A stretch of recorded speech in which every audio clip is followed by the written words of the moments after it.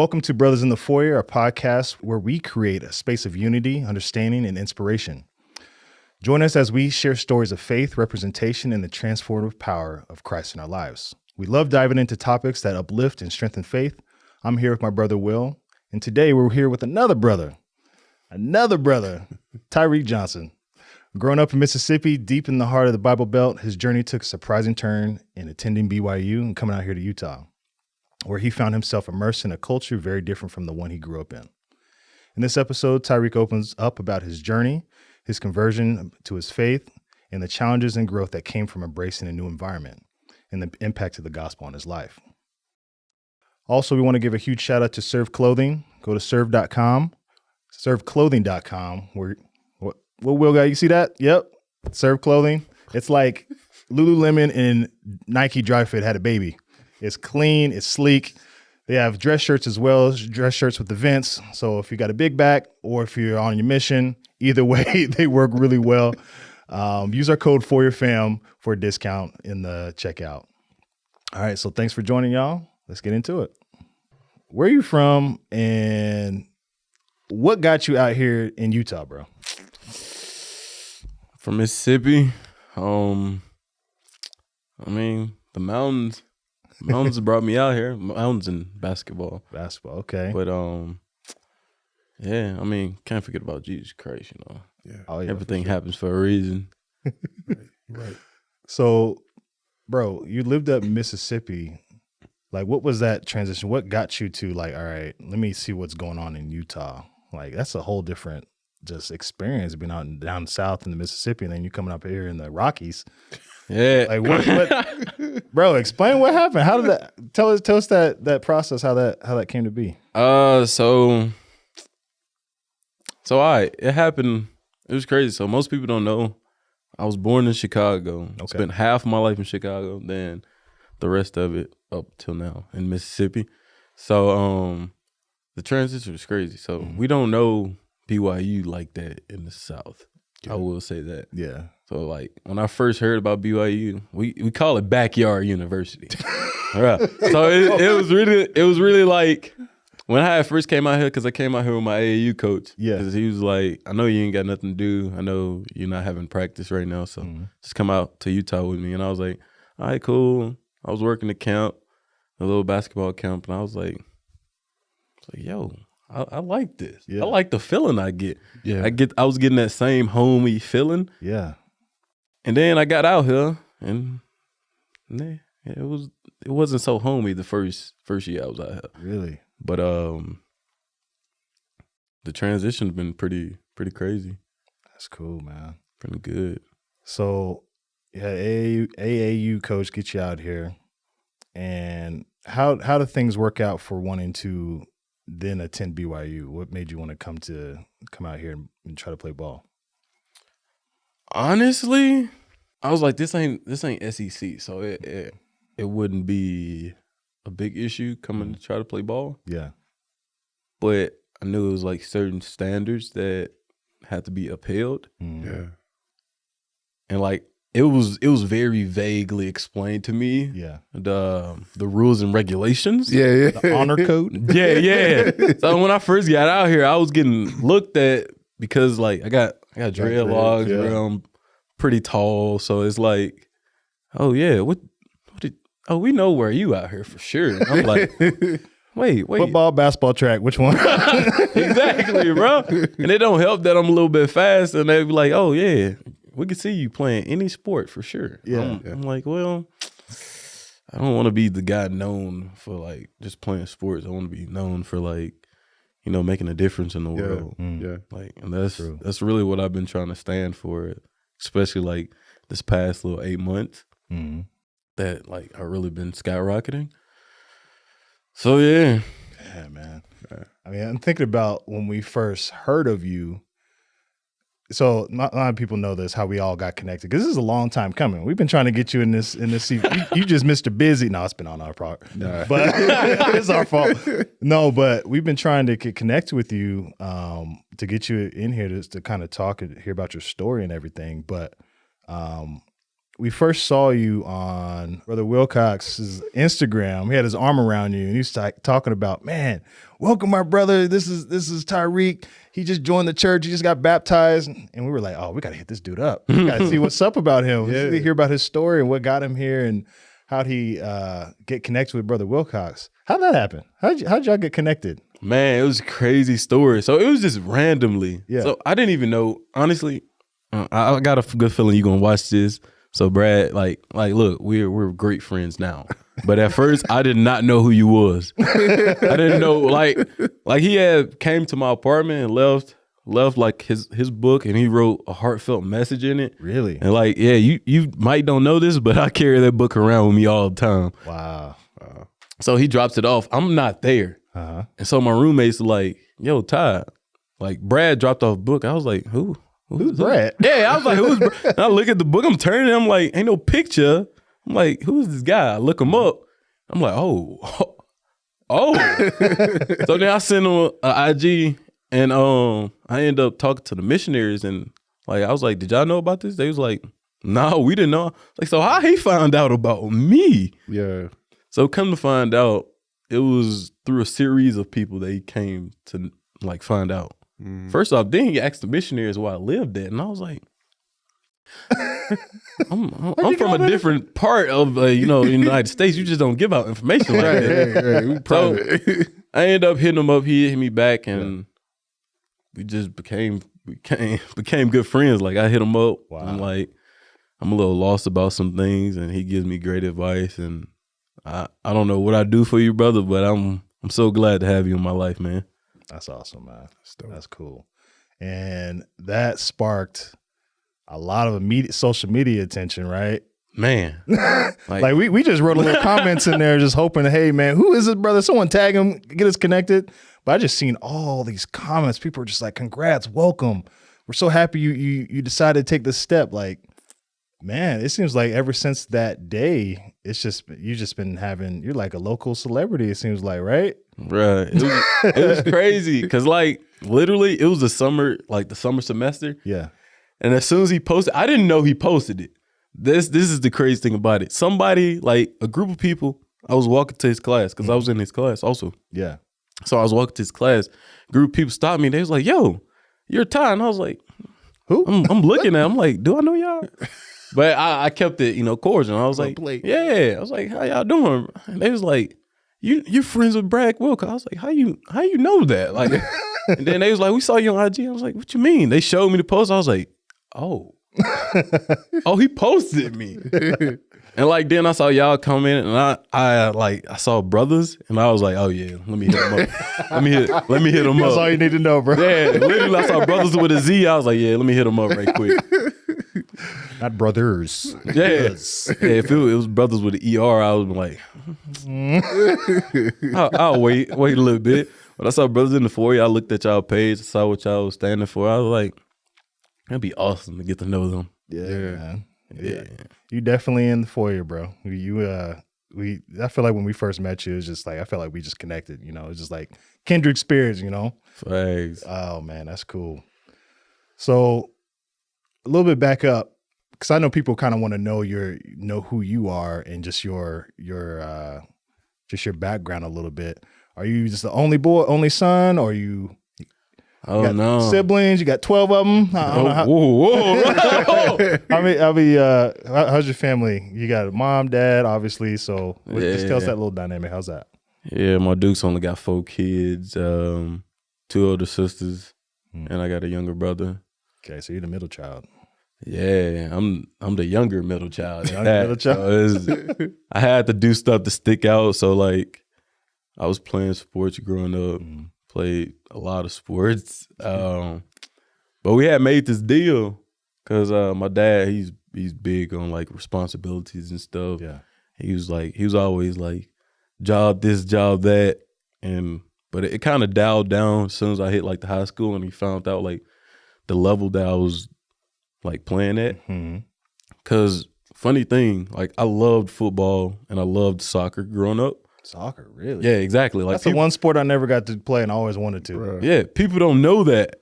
So it's like, so then like I come to high school, real good at soccer, real good at football. But my mom always told me, she was like, I just knew that out of all the sports, basketball was your sport. And I was like, dang, I thought I was pretty terrible at it. I was like, I was just making it through. Yeah. But yeah. So like playing all them sports except for like swimming. I was a stereotype. I was one of them people that couldn't swim. You can't swim? I can swim now. Okay, I was about to say, brother, we gotta get you. We gotta get I learned this summer. You learned this summer how to swim? Yeah, I learned how to swim in like 2 better days. late than never. Better late than never, man. Yeah, grab fact. water. That's all you got to do, bro. That's what I'm saying. Like it's crazy. I learned how to swim in 2 days, and then like the next weekend coming up, they took me to the lake, and I was like, wait, hold on, where's my floaty, man? Yeah. Like, give me the life vest right quick. Yeah. Oh man, that's wild. Yeah, that's a stereotype right there. Yeah, this brother's good at sports, but he just can't swim. Oh my goodness, that's hilarious. All right, Funny. so you're the middle child. You got your mom, your dad, your brothers and sisters. How do they feel about you being out here in Utah? So when I first broke the news, I told mama first, because I knew like she'll probably take it hardest, but she'll also understand. Yeah. She did not understand at first. Yeah, so like after me spending like 3 weeks out here, I had called her. I was like, how would you feel if I transferred from Ole Miss and come up here to Utah? She was like, oh, with the Mormons? And I was like, you ain't got to say it like that. But yeah. She's like, you think you can handle that? And I'm like everybody don't know that. My mom was very against me coming out here. Really? But then like the first year I was out here didn't help at all. Cause like I was telling her, I was confiding in her, and she was like, see, that's why you should just come home. And I'm like, yeah, but I can get in trouble when I come home. Yeah. So like Utah kept me straight, because all you can do is focus on what you need to focus on out here. Right, no distractions. Right. Whereas to like I tell people, the biggest difference between Ole Miss and BYU is Ole Miss, I was partying it up. I can't even lie about it. Yeah. I was that guy that's like, yo, he had another party. Let's go. Yeah. But then I came to my first BYU party, and I was like, oh, Everybody's sober. yeah. I was like where's the pool pit punch? I'm like, no, but everybody was really against it. But everybody's really on board now. They like, it is what it is. They accepted it. Yeah. Cool. That's dope. What was your as far as like the transition, what was your first impression of the LDS church? Pretty much what everybody be saying. Like, yeah, they super nice. Yeah. Yeah. But me, I'm like, no. I'm like, they nice and all, but you could tell when they upset. Yeah. So crazy thing about it, like some missionaries tried approaching me like my first year here. And like the friend group that I had when I first got here, they would set up like missionary meetings without me knowing. And I'm like, wait, y'all supposed to be my friends, like regardless. Yeah. Scheming. Yeah, exactly. I come in and it's just like, it's like an AA. It's like one of them you trying to get your drunk friend back sober now. What do they call those? Like intervention. Intervention. Yeah. I'm like, wait, Spiritual intervention. whoa. I come see the two missionaries. They're like, wait, what's going on here? Yeah. Like, come down, sit down. Let's talk. Nah, I closed the door and I walked out. I ain't gonna lie. I wasn't prepared for So that. you never spoke to him that first time. You're just like, nah, I don't even want to entertain it or nothing. Yeah, because it's like, I come from a Baptist heavy household. Like Pop's a big leader. Yeah. in there. Like he just finished up his third book. Shout out to you, Pops. Hey. But I knew how he'll fit, so I was like, yeah, let me just. Yeah. I'm only here for schooling and for sports, so like I'm chilling. Yeah. So yeah, I stayed away from him for a little bit. Then this past summer, like didn't nobody know I was converting until like 2 days before my baptism. I was gonna say, what changed? What was the change, man? Bruh, because I made some friends that accepted me for who I am, regardless of me being LDS or not. Wow. And that really touched me. And like, they was the first ones that like, all right, they didn't force nothing. It was all because of my will. Right. Yeah. Right. First off, I like museums. Yeah. Most people don't know that, you know. I do a little museum dates, you know. So yeah, so I told them, I was like, they was like, you want to go to this museum down in Salt Lake? I was like, what is it about? And they was like, it's an LDS museum. You don't have to go. I was like, no, I'm down. I'm actually down. We watched the little Joseph Smith video in the beginning. I was touched deeply. What video was it? Was it like It was the first vision? Yeah, that First vision. Wow. Yeah, It man. hit home for me. Even as a man, as a member, that hit home. That was, I mean, that the way they have it set up and man, Like whoever doing the production of the church, hey, Keith, you doing a great job. Yeah. So I watch it, like tear fall down my cheek, and like I'm touched. And they don't know that I'm touched by this video. They're like, oh, Todd's still chilling. So I wipe my eyes real fast before the video end. Yeah. I'm like, Play it up. Try to play it off. dang, dog. these allergies. Yeah, like stop running, stop. But yeah, so like I'm joyful that rest of that day. And like the next day I hit my best friend up, like, yo, let me meet with the missionaries. Wow. He was like, you sure? I'm like, yeah. Wow. So I meet up with them. Shout out Elder Lawler and Elder Hershey. Love you guys.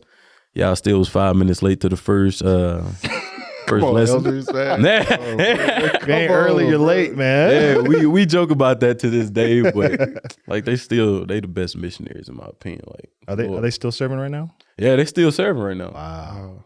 I know Elder Lawler still in the Provo area, still on BYU campus, and Elder Hershey, I think he moved to like the Orem zone. Cool, man. Yeah. So Baptist background. I also grew up Baptist as well. What was it that resonated, with you from the Baptist, comparing it to like LDS? What was were there any similarities or? Oh yeah, there's plenty of similarities. It's crazy you talk about this because I literally had a conversation with my pops about it. Yeah. And I broke down to him everything, and I shared the differences, but I also shared the similarities. Yeah. Yeah. And yeah, to his surprise, and it's not really that different, but it is like differences. Yeah. So I will say, but like the doctrine, still the same. Yeah. Even though like we use another testament. Yeah. So that's how I explained it to him. I explained it. And I explained to my friends like that, and they didn't see it like that. I see it like Old Testament, New Testament, Book of Mormon. Yeah. Those three combined makes up the full journey. Yeah. And like, yeah, you need everything. So right. I was explaining it to him. Like, even though like Baptists, we only have communion like 5th Sunday, right, or like the last Sunday of the month, right. Like it's pretty much the same, other than I can't clap. Can we talk about that? Swaying and yeah. I have to go to the non-denominational church that like the singing and stuff. Cause like my first time going to like, cause I needed a space to like let myself, cause like sitting in sacrament service, like very reverent. Yeah, everybody asks me what to it, man. Yeah, it's an adjustment. Everybody asks me like, why you singing the hymns? It's like, because if I get to singing, I get to moving around. Right. Yeah, and I was like, I don't want to be a distraction for you. I'm waiting for the drums, the guitar. Exactly. Bro, the Lord is saying. So me and my friends, we go to this church, and they like, you down? I'm like, yeah. I'm like, of course. We go. They see how I get to really act. Yeah. And they was like, yo, Ty he was really enjoying himself. I was like, that's because I could be free. Right. Yeah. But I mean, it's some good structure in the church. So yeah. We gotta get you out to the Genesis Ward, man. Yeah. Oh, bro, I saw the services. Oh man, I would love that, brother. You missing out, man. You gotta get you there. You'd love it. Connect with some good people. And we just had an episode. Our episode dropped last week. You guys should check that out. The Genesis group. We talk about the backstory of how that came to be, and just who it's for and why you guys should be able to attend. It's a good thing, man. You should definitely check it out. Especially the choir, man. The Bonner family choir. Bro, take you back home, man. Man, bro. Telling you. You would never know. You would never know they were. That's crazy. Man, that's good stuff, man. So you first watched the video and that touched you. Obviously, it wasn't just the person who created the video, but there was something else deeper than that. Like, facts. It's the spirit, obviously, right? Yeah. And so was that your first time like having an interaction with the spirit? Or do you feel like, did you even know what it was, what you were feeling? Like, I knew exactly because I mean, like, as I'm praising, especially like during services on Sundays for the Baptists. Yeah. Like, I'm praising and bruh, like it was a more intense feeling than I get. Cause like growing up, people don't know. I played the drums for my Baptist church. Hey, I played the drums. Yeah, bro. Like it was like we gotta get this guy involved somehow. And like my dad was the videographer and he was also like the deacon, one of the head honchos. Yeah. Wow. Okay. Yeah, so it was more like that. So I got my praise out of playing the drums, and like even if I'm not playing the drums, I'm like, this is very intense. But like as I was feeling it, bruh, it hit me so deeply. Like I didn't even feel the first tear. Like I realized I was crying towards the end of the video. I ain't realized how long I've been crying. Yeah. Like luckily it was dropping on the right side, so my friend couldn't Everyone's see on the right side. Yeah, it was on the right side. I was like, yeah. And it's so dark in there, bro. Bro, you know, I got the built-in camouflage, so they really couldn't see me like that. Yeah, no turning rosy red or nothing like that. Bruh. Oh man. So like that's awesome, man. That was like the catalyst to get you to make those steps forward, and you acted on it. Most people just ignore that for months. They're like, oh, I don't know what that was, and they just shake it off. But you actually acted on that. You said the next day, or is it just like you just a few days later, a week? It was the next day. I was like, yeah, let me meet with those missionaries, man. That's amazing, man. Yeah. Man. So you went in and you had the lesson with the missionaries, right? Right. You already kind of knew a little bit about Joseph Smith in the first vision from that video. What was it that kind of made that conviction or those steps that made you take that next step to say, all right, I want to get baptized? How was that whole situation with the missionaries and learning the lessons and all that? This is gonna be like the first time I actually share this, though. Honestly, exclusive. So yeah. So my friends all know that I'm a visual learner, so I don't really do much reading. Yeah. If I do reading, I gotta like have something to click. Yeah. So I read 3 Nephi chapter 11 verse 7, and as I was reading it, bro, I felt that same feeling. I was feeling like in the LDS museum, and I was like, yeah. Then I watched the video, and I get the feeling. I'm like, yeah, this is the right direction. Yeah. Yeah. Then leading up to the baptism day, like the day of, my Dukes had called me at like 3 a.m. Keep in mind, yeah, she's back. She was in Chicago. She had called me. We was on the phone for like 3 more hours. Shed some tears, man. It was a rough telling her about what you wanted to do. Yeah, because really she didn't find out until the day of. Yeah, and then she hit me with the after the whole spiel and the good conversation we had. She was like, "So when you gonna tell your dad?" And I'm like, like, do I have to? Like, and she was like, yeah. She was like, yeah. But then she ended up telling him regardless. And I know because he texted me like after I got baptized. He was like, we got to talk. And I was like, oh. So like I spent time like prepping myself. And I was doing it the whole time. I wasn't doing it like just for me, but it was also to show like my dad, like, hey, this really means a lot to me. Yeah.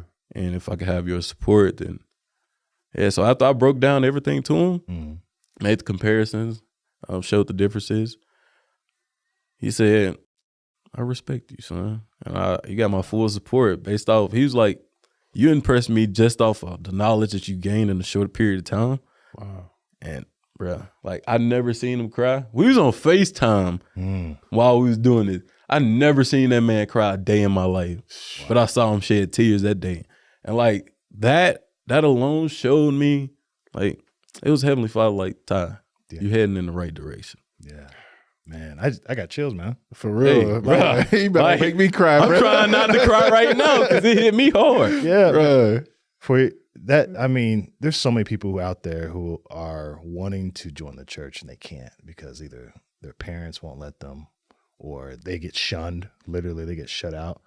But that speaks volumes about your father, man, for him to be willing to accept you still and to be impressed that you actually learn more about the gospel and you understand the scriptures in a more in depth. I mean, I think just from obviously his background, he's probably like, my son actually is learning he's reading the scriptures. You know, he's understanding them. He's expounding them. That's I don't know, man. That's just that's just so cool, man.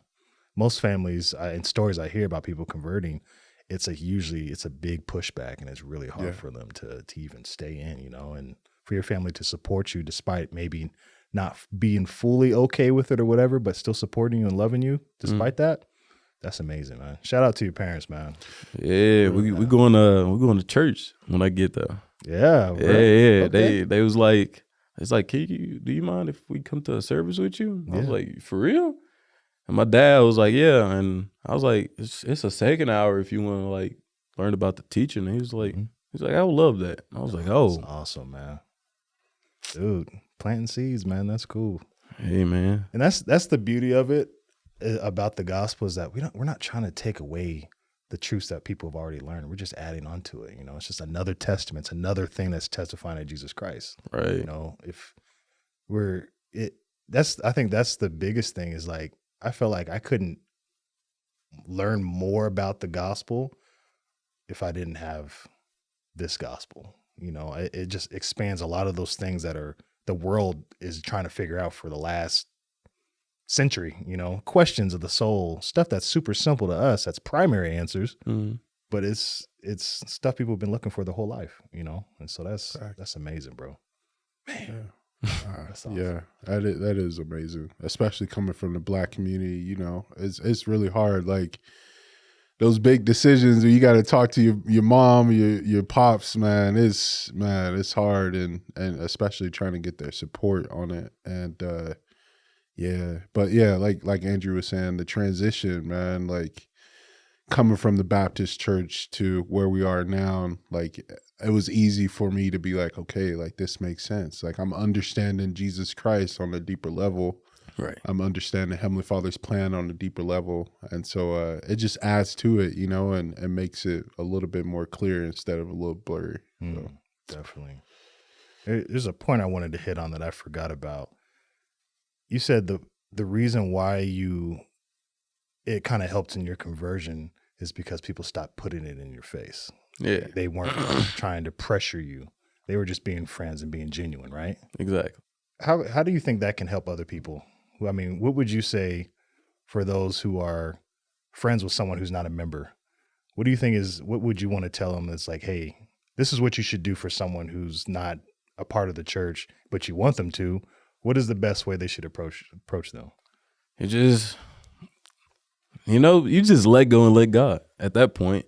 Because it's like, for me, I show interest when people stop putting it in my face, and I learned about it on my own. Yeah. Yeah. So like I say, just making them comfortable, not in hopes that they convert, but in hopes that, Heavenly Father just open their eyes. And all you gotta do is be a good friend. Yeah. Yeah. Don't be a good friend just because you want them to join the church. Be a good friend because you like them as a person. Because don't have an agenda. Yeah, exactly. Yeah. I find it better if you just don't pressure the person. You don't push religion on anybody. Yeah. And I've been big on that my whole life. Like, don't push religion on them. Be friends with a person because of who they are. And I believe that's why I got so many friends. Like, I tell people all the time, like, I don't care if you're not a part of the church or you are. Yeah. If you're a good person, I'm still gonna hang out with you. Right. You know? Right. I'm still gonna kick it with you. I think that's how it should be. You know, we should be, just because your neighbor is not a member of the church or left the church or whatever, doesn't mean you shouldn't let your kids still interact with them. Fact. Doesn't mean you shouldn't still be a good neighbor to them just because they believe differently or they sin differently than you. You need to be Christ-like. And I think that's what happens all the way in the end, you know. There's a story about Joseph Smith where this lady, he gave service to this lady. They were cleaning up something for her. And she's like, I will not join your religion, but I do thank you for your service. He's like, service is our religion, man. And, you know, and so it's just like, if anything, if you're not trying to convert someone, just be a good person. Just be a good person and let your example show. You know, and I think that does all the rest for you. The Lord does the rest. Spirit moves and reaches the person when they're ready for it and ready to receive it. So that's cool, man. Yeah.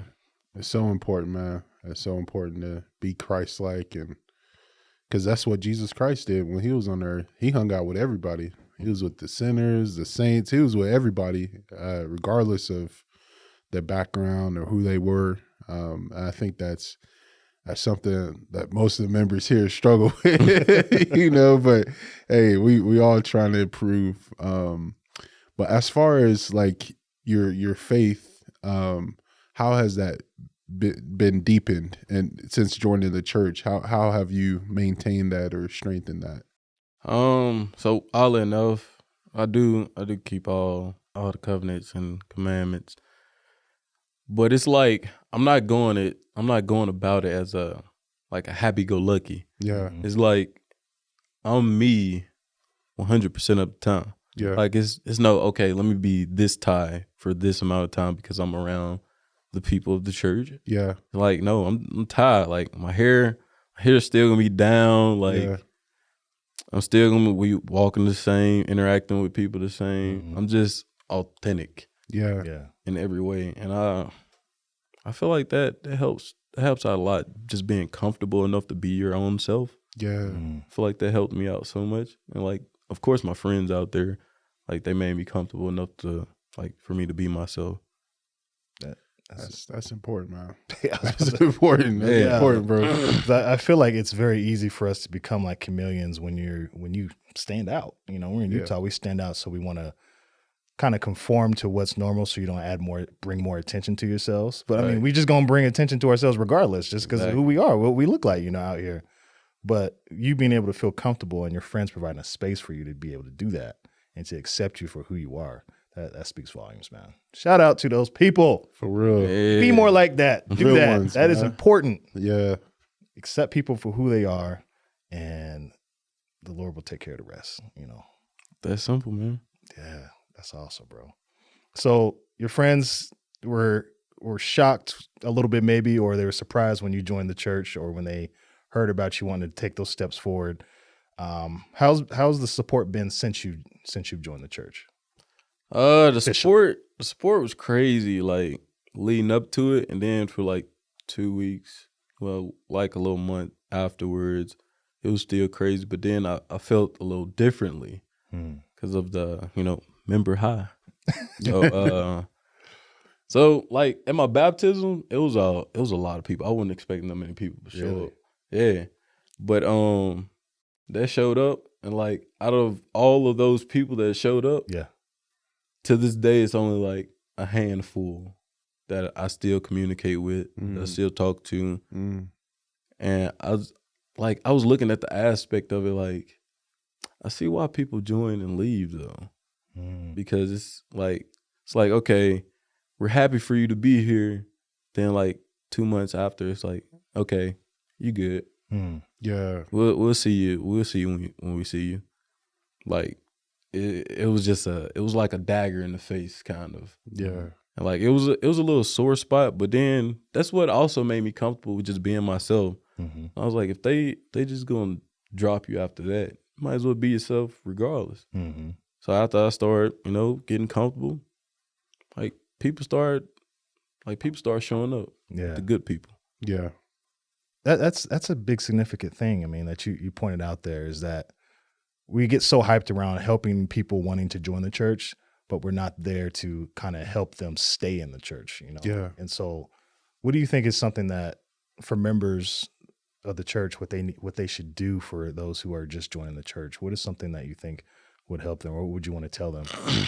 Honestly, like if you know you're not going to be friends with the person outside the church, it's best to just say congratulations and keep pushing. Don't say congratulations and try to spark a whole little spiel about it. Like, just keep it real. Yeah. Like, I knew who wasn't going to like be there after the baptism. Mm-hmm. And those are people that I just shook hands with and moved on. Yeah. But for me, my missionaries that taught me, they kept in touch, brought me along to the lessons. And yeah, honestly, without those two, because they are like the perfect examples, almost perfect because I was late, but like the perfect example of what a missionary should be. Because even after I got baptized, they were still hitting me up, make sure I was good, you know. We'll still talk and have the lessons, and they just made it a whole wholesome environment for me. Nice. Yeah. That's good, man. I love that. I think as members, some members don't know that, you know, there's a transition when you come into the church, especially coming from a Baptist background or even coming from a different state, you know, and so there's a transition. And I think the members, they need to understand that, like, as you're transitioning, as you're changing, as you're growing, you need that support to rely on, you know, as you build your foundation, your testimony.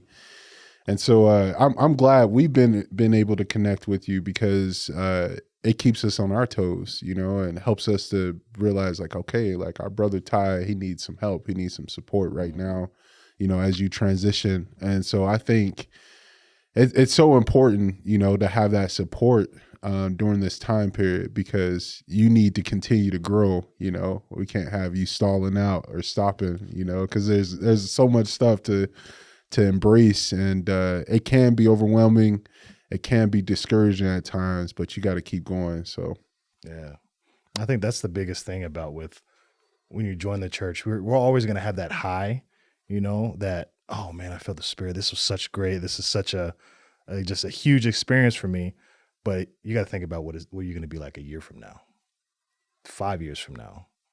What's going to keep that in the forefront of my mind of why I'm here? Why am I staying? Because you're going to deal with people who are going to say something that's going to offend you. You're going to have people that are going to treat you wrong, if not already.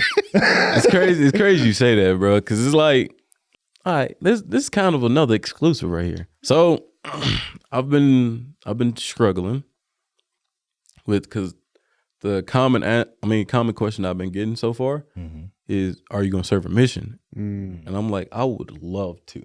Honestly, I would love to. But it's one variable that's playing. What's that? It's my hair. And it's like I got an emotional attachment to it, because like this is one of the things that I had to fight with my father about. And like, even though I only had it for 3.5 years, it's like still it's got me through some tough times. And it's like I just can't cut it off. Like, if it's a way around it, like I would love to. And like they'll say, you know, you make sacrifices. Yes, I understand. I've been praying. You know, I haven't gotten an answer yet. But like a point that I always bring up is like the story of Samson. Oh yeah. Like come on, the brother had long hair. He was strong, doing the work of the Lord. Like, come on now. And it's like I've been telling like my friends, it's like if I don't serve a mission, I can still do everything the Lord wants me to do, just being me. Like I'm really a missionary right now. Yeah, it's just doing some stuff right now. Yeah, just on my own terms. Mm-hmm. Yeah, and I'm making people feel comfortable. You know, making them learn more about Christ. You know. Mm-hmm. Yeah. I think that's a huge stereotype. That was something I struggle with, because I had a beard and sometimes in high school I would grow it out to a fro and get cornrows and stuff like that, and you know, members be like, do you have the priesthood? You know, or like, do you, you know, so, but man, I think people just have to get used to us. You know, they got to be comfortable. And I love your attitude about not changing, because really, Heavenly Father, Jesus Christ, they want us to change our hearts. You know, they're not telling us to, you know, shave our head or look a certain way, you know, but I think we get caught up in that, you know, into like, you know, oh, you have to have a shaved face, you know, like that's showing you're worthy. It's like, no, like. I believe everybody about 2,000 years ago had a beard.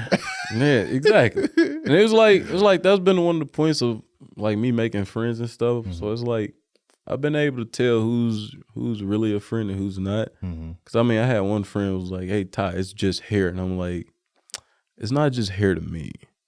Like, and like he was talking closed-minded, and I was like, "Yeah, I can't really be friends with you." So I'm kind of distancing myself away from it. He probably gonna watch this, so. Oh man, we ain't trying to start drama up on it. Yeah, nah. It's all love, bro. Yeah, it's all love. It's just I can't be friends with somebody that's really closed minded, and it's pretty hard out here in Utah. So finding like open minded people, yeah, definitely. I mean, hey, I'd say for anybody who wants to serve a mission, it's one of the greatest things I've ever done. It was the biggest blessing for me. Everything I have in my life, everything that I've ever accomplished, all the things that I've been able to obtain, the things I've learned was because of my mission. Yeah. You can make your choice of where you want to go and where you want to do, choosing a mission or not. But I'll just say for my life, it was probably the best thing I've ever done. It actually set the tone for the rest of my life. You know, it was a big blessing. And yeah, man, I've never had dreads in my life.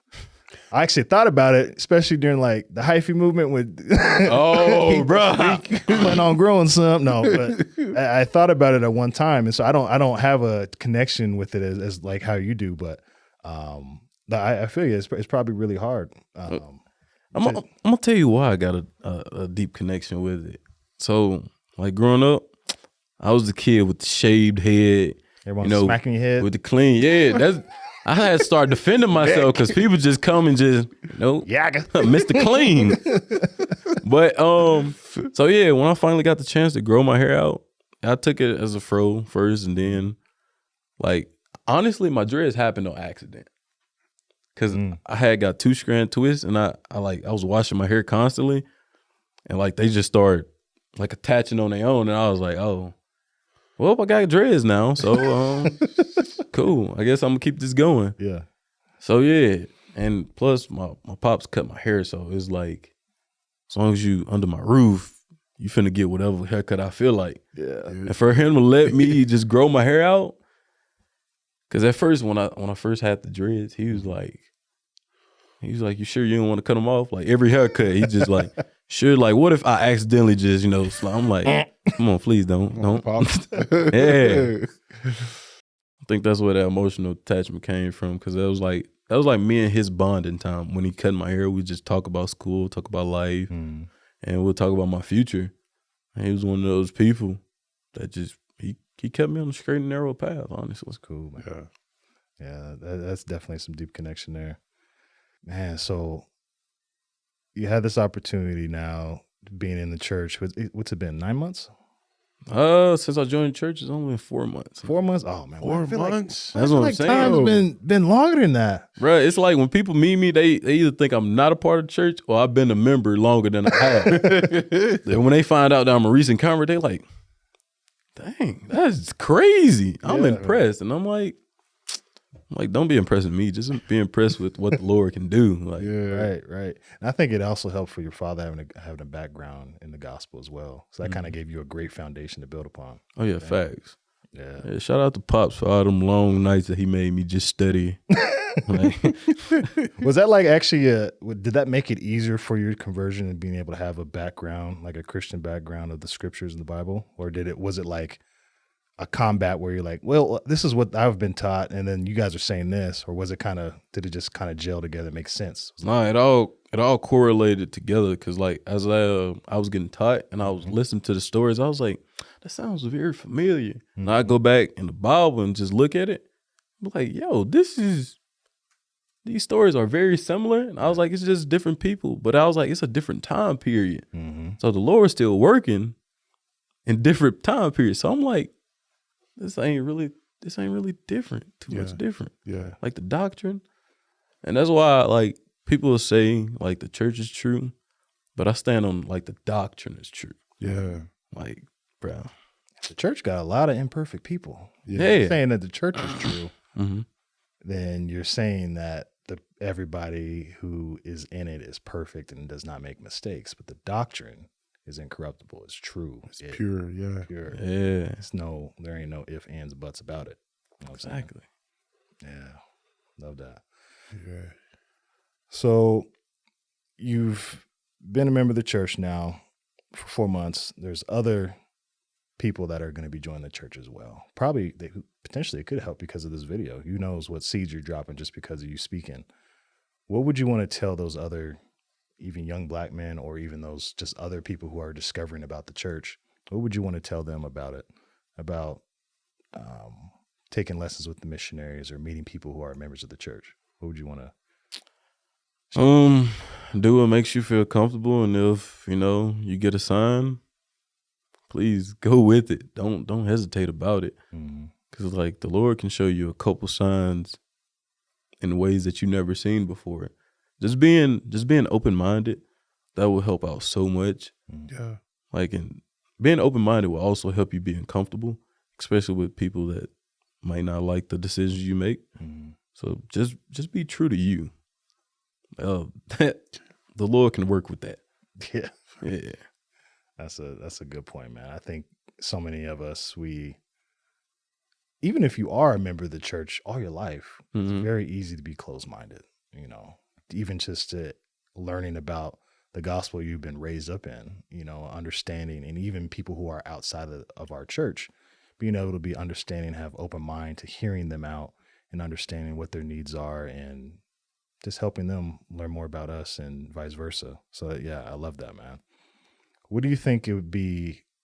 How can the church better support people like yourself? What do you feel like? Is there anything you think that could be for in their wards? What would you want to let those bishops or those leaders in the church or just regular members know how they can better support people who are just joining the church? Be a true friend. Like, don't be one of those friends like, oh, he's coming to church, so I'm gonna be friends with him. I'm gonna be friends with him just off of that.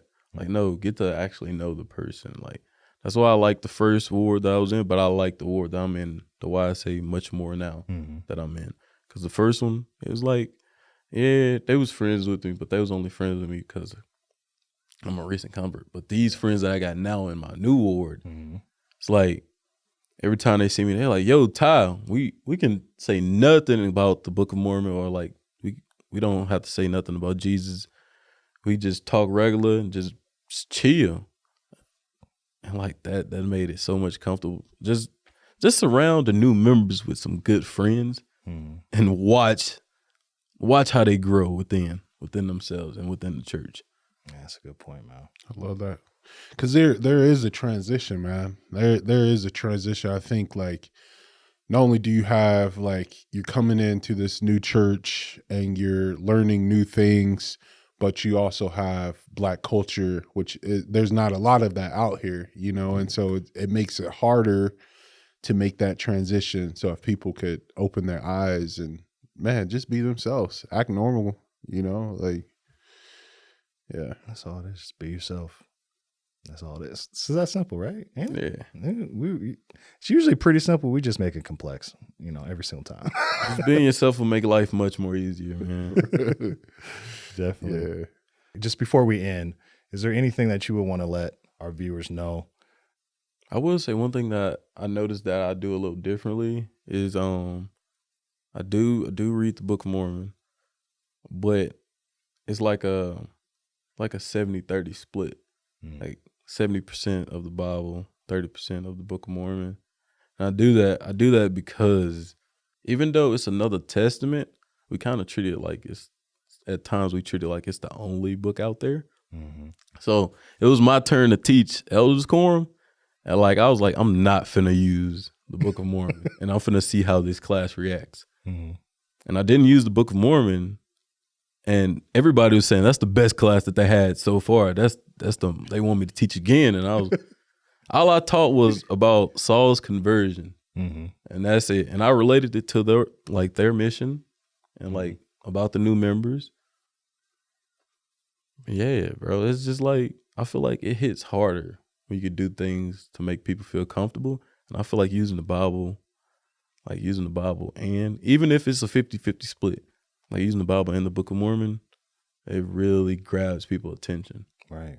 Yeah. Mouth of two witnesses, man. Every word is established. That's how we can testify of Christ, man. It's just another testament to help back up the Bible. It's not there to replace it. It's there to build upon the foundation of the gospel, Yeah, so exactly. I love that. That's a good point. I feel like, low-key, I feel like a lot of members of the church don't really know the Bible as much as they should. No, that's true. That's true. Because I feel like your understanding of the gospel would deepen if you were more in the New Testament and Old Testament. Exactly. And so I think that needs to be a big charge for a lot of people, is to understand the Bible a lot more, because it'll help connect of that's how the stick of Joseph and the stick of Judah, how they work together and they come together in one hand, and just fulfilling scriptures. A lot of things that just help add up when you read them together and consistently. So I love that, man. Yeah, it'd be cool, bro. Because I had this one guy that I was like, he seems cool. He was a RM, of course, and we went to go see The Heretic, me and a couple other people. How was that? That brother was shook out his boots. like his testimony, they say certain things strengthen your testimony, but I feel like that made him think, bro. Because I'm gonna hit my phone up. It was 3:00 in the morning. He's like, Ty, I know you up. So he called me and he's like, that movie really shook that man. And I was like, that's just me. His faith in Christ wasn't really there. If that movie can shake you like that, have you up at 4:00 in the morning reading the Book of Mormon. I just told him, I was like, tell him to read the Bible too. Yeah. So he read the Bible. Now he's much better, but he keep wondering why I don't hit him up to hang out and stuff. It's brother, you asked me to study with you. You don't do that as a guy. You know? What you mean? Nah, bro. That's weird. Bro asked me how do you go when you go to the library? I was like, I'll be in the little study rooms, or I'll be just by myself. Yeah, we should study sometime. What you mean by that? What you mean by that? Study, just school study? Man, look, he just said study. I don't know what he was talking about. That's why I told him I just prefer to be on my own, bro. But now he getting the feeling that I don't like him. It's not that I don't like him. It's just your mind a little closed right now, brother. So. Well, no. So, Ty, man, it's been a pleasure being able to talk with you. I feel like there's even more we need to talk about. We didn't even get to it in this episode, but we'll probably definitely have you on more to get some more perspectives and some experiences. I want to see where you're at a year from now. I'm excited to see your growth and see what you're doing, and to just see what the gospel has done for your life, man. Because it not only helps us, but it transforms us. It turns us into a new creature, and that's the one thing I love about the gospel, that it helps us become better men, better fathers, better husbands every single day if we apply the principles of the gospel. So thank you, honestly, man, for being here. Bro. Thank you for coming up and sharing your testimony, sharing your story, how you got here, where you came from, where you're trying to go. Man, it's been great. And I think this episode is going to really help a lot of young men out there, and just members alike as well. If you watched our episode, you enjoyed this episode, please comment, and subscribe. Let us know your thoughts about the episode, some points that stood out to you. If you would like to support Brothers in Foyer so we can keep this going and share our stories of faith and our testimony, please go to the links below in the comment section or in the description and donate to help us continue to share stories like this all across the world. Thank you so much for watching Brothers in the Foyer. See you on the next one.